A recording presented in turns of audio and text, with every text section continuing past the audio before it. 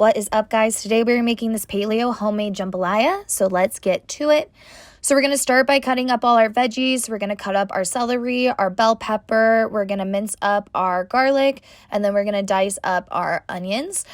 Put all of that off to the side, and then we're going to take our 2 chicken breasts and season both sides with the Cajun seasoning, and then cut those into cubes.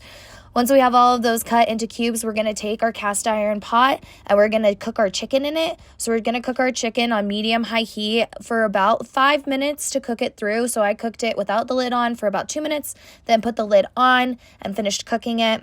And then removed the chicken from the pot, but we're going to leave all of that Cajun seasoning in there. And then we're going to heat up our oil and we're going to put in our bell peppers, our onions, our garlic, and our celery, and we're just going to let that sit and cook until it softens, so about 5 minutes. And then after that, we're going to add in our diced tomato and our Cholula. You can use any hot sauce you want, but I like Cholula, and we're going to mix that up. Oh, and then our red pepper flakes. Mix that up and let that cook by itself for about 3 minutes, and that's going to get all that flavor in there, and then really kind of soften it up. After that, we're going to add our tapioca starch slurry.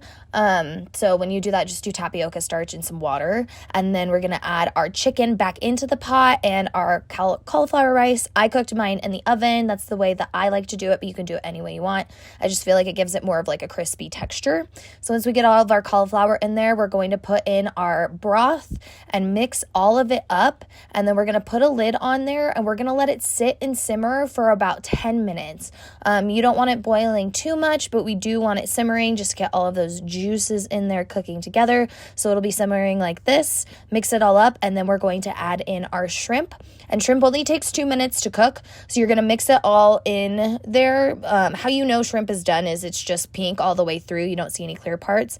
But then, so after 2 minutes, come back, open it up, and it'll look like this, and that's it. It was really easy to make, really fast, and it was nice because it was all in one pot, and it was really delicious and protein packed. But anyways, bon appetit, y'all. Enjoy.